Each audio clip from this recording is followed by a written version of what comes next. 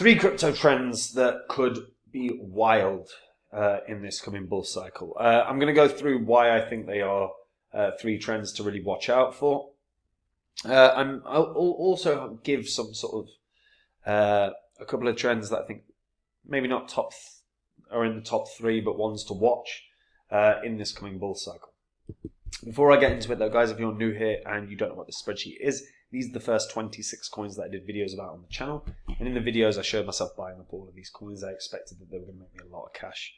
And you can see what these coins were worth when I recorded all my videos. And you can also see the highs that a lot of these coins hit in under a year and a half. And these are what your profits would have been if you'd have popped $100 into them when I released the videos and then sold them after around 16, 17 months. If you'd have put $100 into all 26, that's a $2,600 investment, and under a year and a half would have netted you a profit of over 123 grand, which is not too bad. Now, I sold these, but I share the coins that I own on my website, which is copymycrypto.com. So if you were to join now, you'd see my entire portfolio. Anytime I find a crypto that I think is going to make me a ton of money, I jump onto the site, tell my members about the coin that I'm going to buy, the profits I think it can have, and the money I'm putting in, and they can copy along exactly. This means they're going to make the exact same profit as me, but the nice added bonus there is they don't have to do any work at all. They don't have to, understand crypto technology or blockchain tech or anything. That's why we have thousands of members on the sites, because they're making great money in crypto without having to do any work.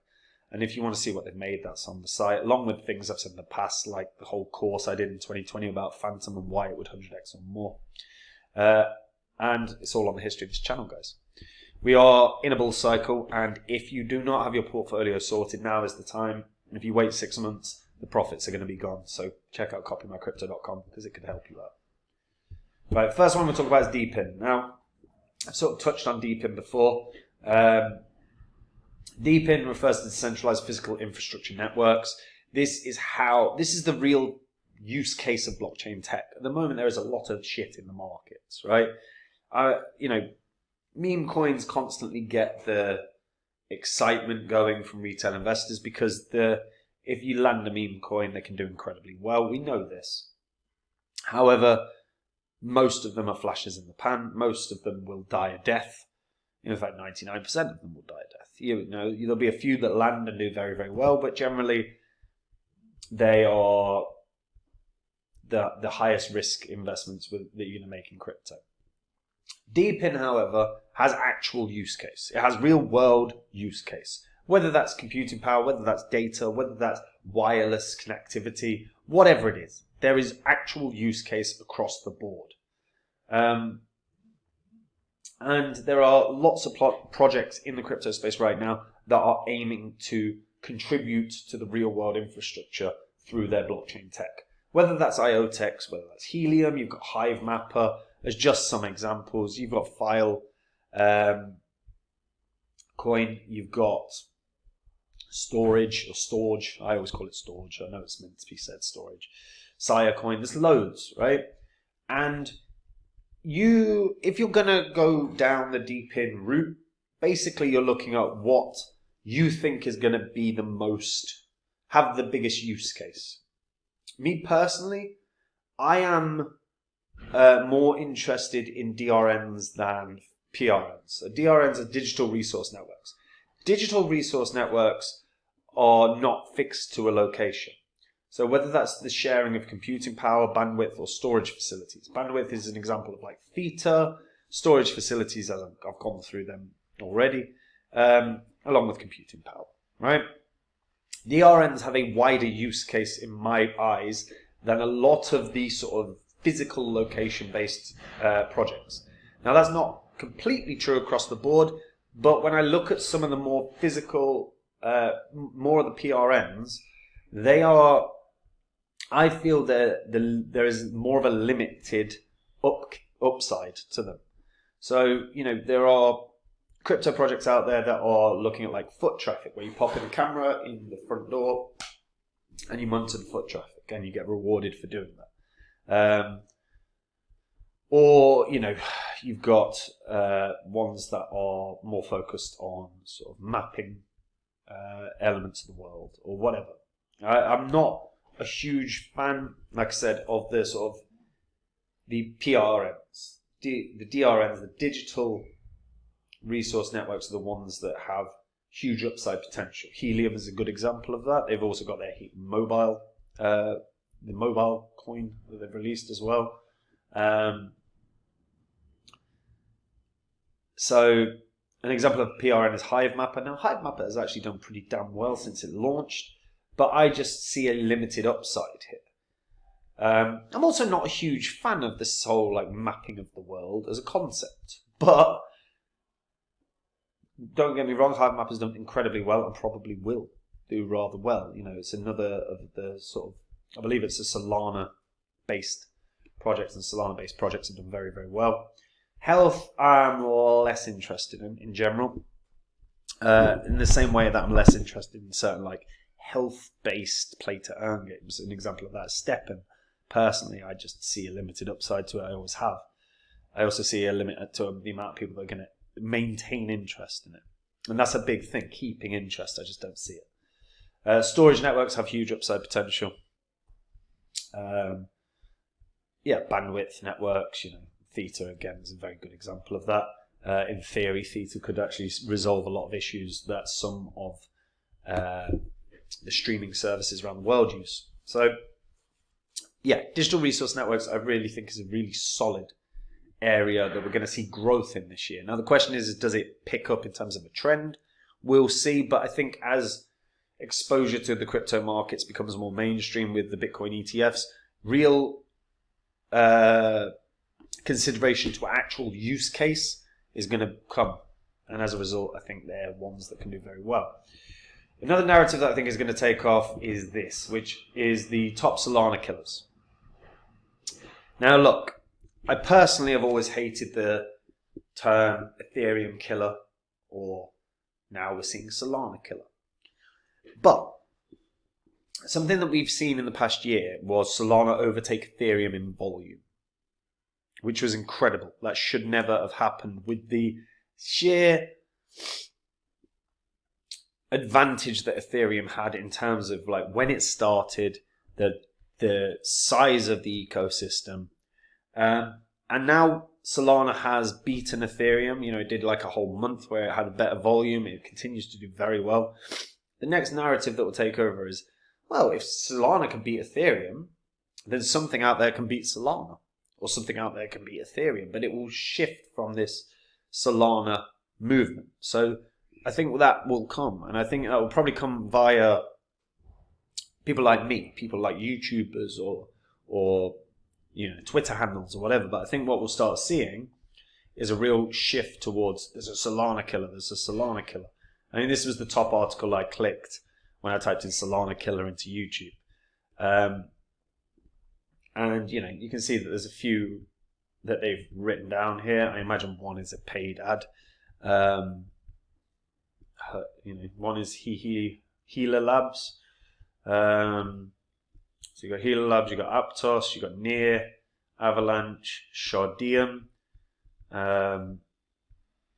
Polkadot, and the BNB chain are the ones that have been highlighted. But the one thing that will occur from this sort of shift, information provided by Healer Labs in this article is intended for general information purposes and does not reflect the company's opinion. Fine, say fine. Well, this is a healerlabs.com website anyway.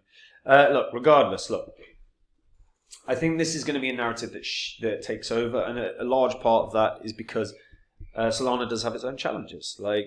Because of the way that it was designed, because of the way that it was built to avoid gas wars, but it does cause network congestion. When we have network congestion, the Solana goes off the grid and it reboots, and that is an issue. So, you know, you've got to consider that as this year goes on, I think are going to see a lot of quote-unquote influencers. I do think that's a wanky term, but I think we'll see a lot of this Solana. What's the next Salana killer? This is going to be the Salana killer. And again, the issues that Solana have will be brought up as a comparison to the potential new shiny thing that could do very well. But as a result, I think we'll see a number of layer ones that potentially have growth off the back of this Salana Killer narrative. And you can also see layer 2s potentially falling into that bracket too. Because layer 2s are still trying to resolve a scalability issue, whether it's on Ethereum or wherever. But I do think this is a narrative that, again, could take over. The last one, I think, is wallets. I just think we're going to see a huge growth in wallets. Now, the reason that I say this is actually highly speculative. I think there is an inevitability to MetaMask launching a coin. The creators already said that they're going to be doing that. Whether that's whether that was in to just get people talking about MetaMask or using MetaMask, but I think it's unlikely. I think it would be foolish for MetaMask not to launch a coin at some point. I think the moment it does, whether it's a coin launch or an airdrop, I mean, if it's going to be an airdrop and you're interested, obviously use MetaMask. But I mean, use their internal swaps, use their bridge, use them. Don't use Uniswap or PancakeSwap or whatever. Use MetaMask's internal functionality, and you might be eligible for an airdrop if they do one.